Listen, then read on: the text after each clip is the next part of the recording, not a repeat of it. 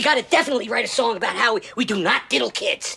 Do not diddle kids, it's no good diddling kids. There is no quicker way for people to think that you are diddling kids than by writing a song about it. Drake just revealed Kendrick Lamar was given false info about his daughter on The Heart Part 6. We fed you the information. A daughter that's 11 years old, I bet he takes it. On a song that doubles down on the allegations that Kendrick beat his wife from Family Matters. When you put your hands on your girl, is it self-defense cause she bigger than you? Then why isn't Whitney denying all of the allegations? And the allegations that Dave Free, Kendrick's longtime friend and PG Lang co-founder, is the father of one of Kendrick's children. Why is she following Dave Free and not Mr. Morale? With the song's album art being a comment from Dave Free on one of Whitney's Instagram posts of the child. Dave leaving heart emojis underneath pics of the child. The song is called The Heart Part 6, which puts a pause in Kendrick's The Heart series that began at the start of his career, and fitting perfectly with Drake's association with the number 6. Now if Kendrick ever wants to continue that series, he has to like skip 6 and start from 7, because otherwise this is going to be the song that's going to come up first. The intro samples Aretha Franklin's Prove It,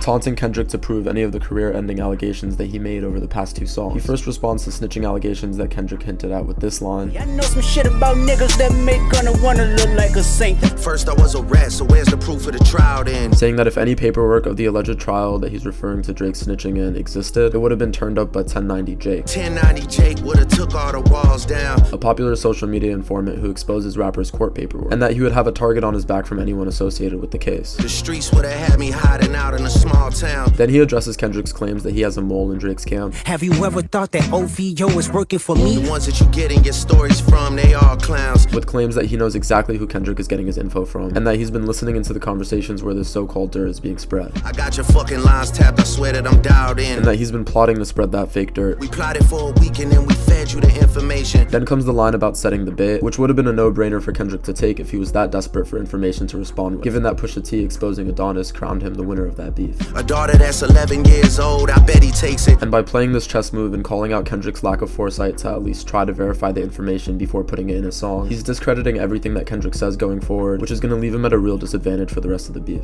You gotta learn to fact check things and be less impatient. Then he talks about how the planting dirt went even further. He says that the cover that Kendrick used for Meet the Grams, which was assumed to be all of Drake's belongings that he got from the mole, was planted by Drake to throw him off too. Even the picture you use, the jokes and the medication. And now it's making a lot of sense that Drake wasn't thrown off when Kendrick hinted at the photo with the cover of 6:16 a.m. If this was really some mole that Drake didn't know about, he would have thought twice about dropping Family Matters the same night. He would have seen his Maybach glove and been like, oh shit, Kendrick really does have a mole. Drake then references Kendrick calling him a master manipulator in his disses. Know you're a master manipulator. Master manipulator, you bid on a speculation. Admitting to being one here and saying Kendrick is the one being manipulated, and knowing that Kendrick should have thought twice about trusting the mole, but instead he bid on speculation. He took a gamble on some rumors that ended up being planted. Then he shifts the attack back on Kendrick, reminding us of the dirt from Family Matters that many people skipped over because of the immediate response from Kendrick. What about the bones we dug up in that excavation? We first get that line I mentioned before about Whitney not denying the domestic violence allegations, and now if she doesn't deny them after this song, we could kind of take that as proof that it happened and that Kendrick really can't come from a moral high ground. And then he directly responds to the Diddy allegations, reminding us that he predicted that Kendrick would take that angle on Tailor-Made Freestyle.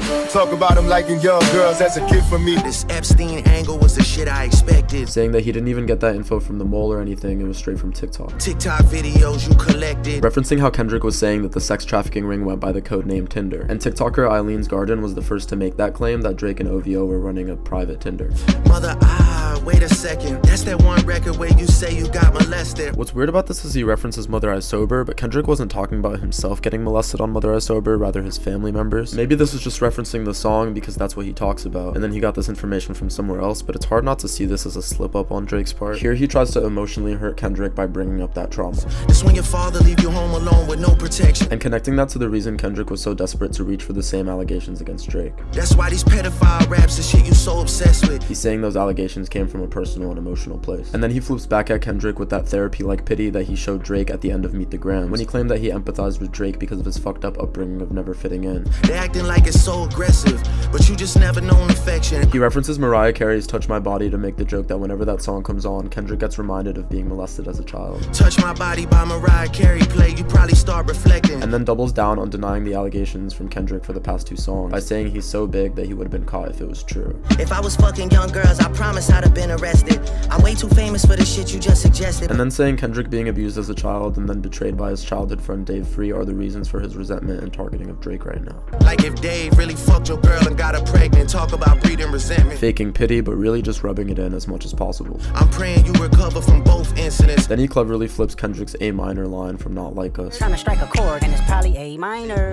You mentioned an A minor, but niggas gotta be sharp and tell the fans who was it. B sharp doesn't exist, that's just C. You thought you left D flat, D major. He thought he left Drake flat, but Drake is still major, and it also kind of sounds like he major, referencing Drake taking Kendrick on his first ever tour. And do Rick Ross hair like that one flight from Malaysia. And here he's threatening Kendrick's life, saying he's gonna shoot him down, referencing the Rick Ross crash landing that he jokingly blamed on Drake, and then referencing Malaysia Airlines Flight 17, which was shot down by the Russians in 2014, possibly implying that Ross was right to think that Drake had something to do with the crash, and in doing so threatening Kendrick's life. Then he taunts Kendrick by shooting his shot at Whitney, Only fucking with Whitney's, not Millie Bobby Brown. and accusing Kendrick of botting views in his last 2 disses, Stop buying views and buy comments. which have been some of the fastest growing YouTube videos of 2024. And then he implies that Kendrick is a hypocrite for coming after him for being like Diddy, when Kendrick himself stood up against Spotify for taking down X and R. Kelly songs from playlists in 2018. You said if they deleted his music, then your music is going to a hypocrite. I really gotta push back on this too, because it's still speculation. The media outlet that originally reported on it got corrected by a bunch of other sources, saying that it wasn't Kendrick who said this, it was actually just a TDE rep, and then implying that this whole beef was fabricated by Kendrick to sell more albums the next time he drops. The album dropping soon, no wonder you turn a clout chaser. Finishing the verse by shooting another shot at Whitney,